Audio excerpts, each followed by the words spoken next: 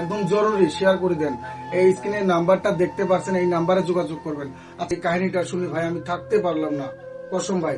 তো মানে আমি এগুলো তো ভিডিও বানাই না, আপনারা তো জানেন আমি রোস্টিং ভিডিও করি, হয়তো গারোদেরকে নিয়ে কিছু এন্টারটেনমেন্ট দেওয়া চেষ্টা করি। কিন্তু আজকের প্রিয় দর্শক আসসালামু আলাইকুম, আজকে কোনো গারোদের ভিডিও না, আজকে কোনো রোস্টিং ভিডিও না, আজকে একটা খুব দুঃখজনক ভিডিও নিয়ে আসলাম।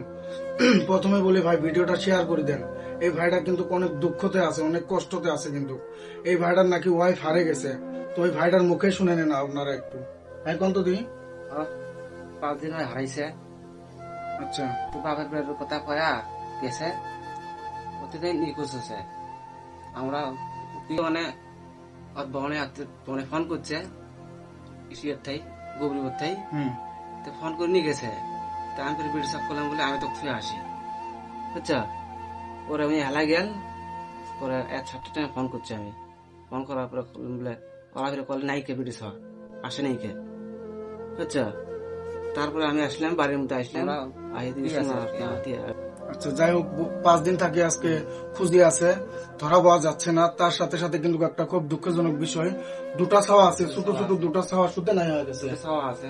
যাই হোক অবশ্যই ভাই, ওই জন্য আপনাদেরকে প্রথমে বললাম ভিডিওটা অবশ্যই শেয়ার করে দেন ভাই, একদম জরুরি শেয়ার করে দেন।